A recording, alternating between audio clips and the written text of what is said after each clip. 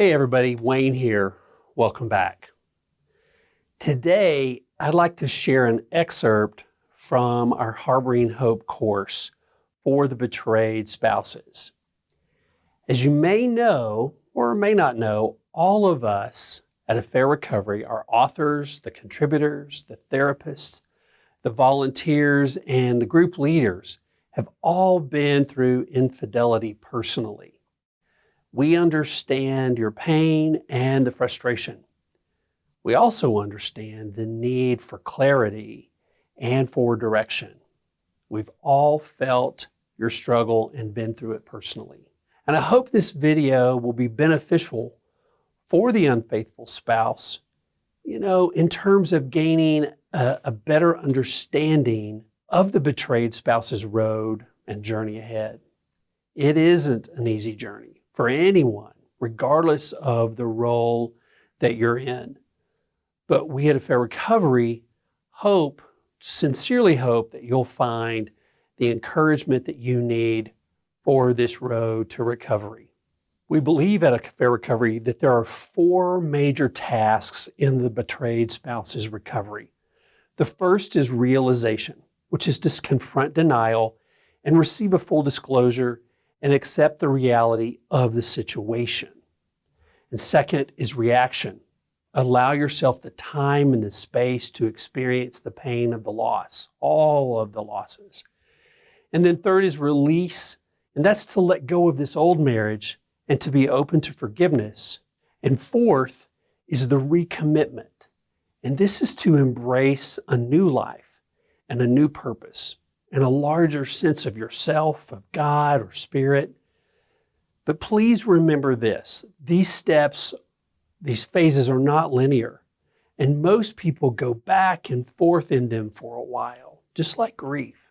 Today's video, however, is just going to focus on the reaction task. Its goal is to allow you, the betrayed spouse, the time and the space to experience the pain of the loss, of all the losses. Infidelity involves many, many losses, and it may take a while before you realize just how many you've already undergone. And the challenge of this task is to experience the feelings that accompany those losses. And as tempting as it may be to circumvent your emotions, it's important to let yourself fully feel them, all of them. Anger, sadness, fear, guilt, loneliness, shame, embarrassment, confusion, withdrawal, and isolation, and many, many more. It's challenging to accept the reality of the loss. And the pain can be, and most of the time is overwhelming.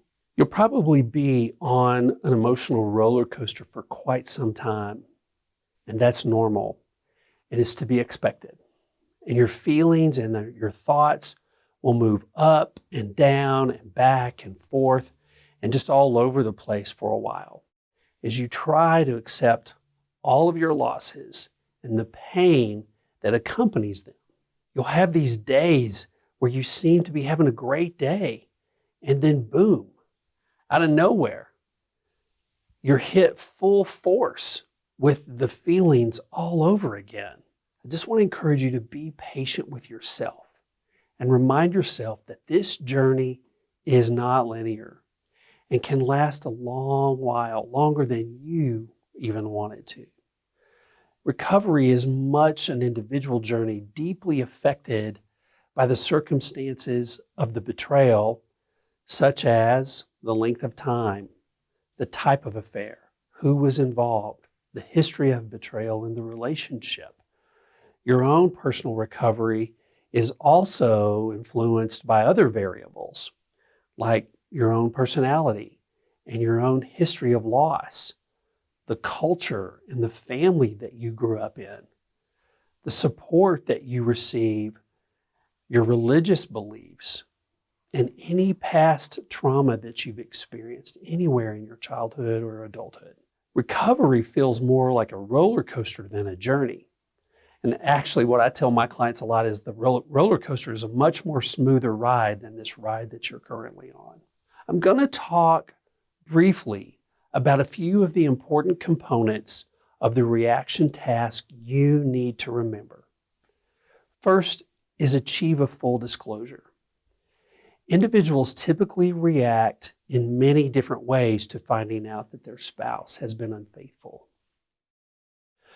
Some people tend to be ostriches and ignore what's happening and bury their head in the sand.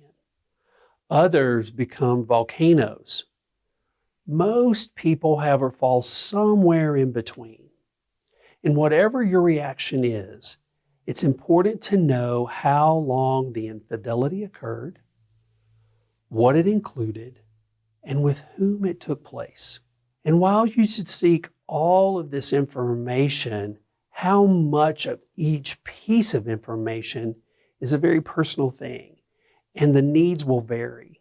In the reaction task, as you think of questions or requests, details, what I would recommend is that you write them down and then wait 24 hours before asking. We call it the 24-hour rule. And while you're waiting, pray, meditate, whatever you need to do, but meditate about it for 24 hours to consider your motivation in asking and what benefit will you receive from the answer that you get. Will it aid in your recovery, or will it bring more intrusive thoughts? Another safeguard is to not ask a question until you're really ready to hear the answer, whatever that answer may be. Because finding out too much information too quickly will most likely lead to flooding. And this flooding will have details and mental pictures that you may not need or want. And I just want to say that it's still important that your spouse answer every question that you ask.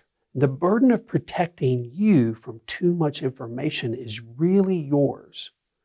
Most of us don't really need too much detail, but you as the betrayed individual must first decide how much detail you really want. It's your call, really and truly.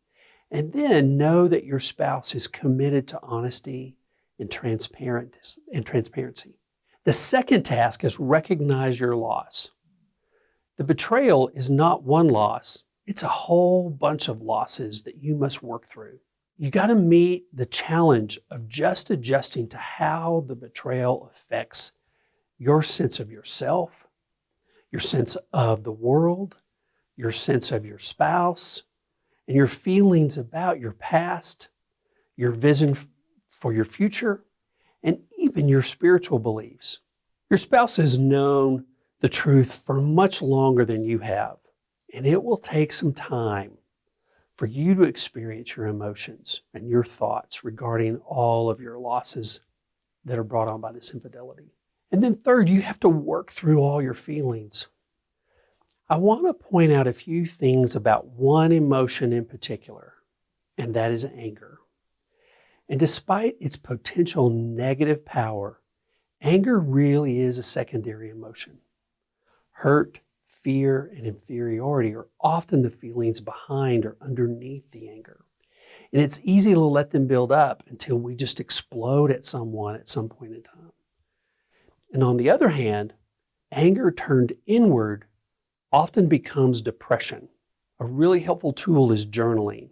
After you emotionally spew on paper, I would encourage you to go back then and look at or look for the vulnerable feelings like hurt and fear and sad and others, and begin to learn to express those feelings without the destructive feeling and the energy of anger.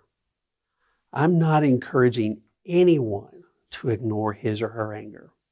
It's important to experience and express it, but not to destroy yourself or another person in the meantime.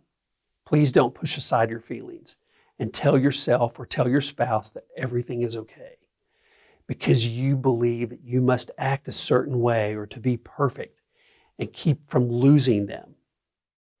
They need to hear you're hurt and afraid and that you may feel demeaned or diminished by their actions, their lies, and the infidelity.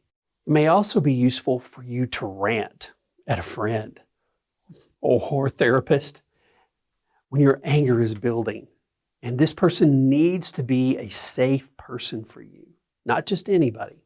If you desire reconciliation for your marriage, it's going to be really important for you to choose a friend who will listen to you without judgment.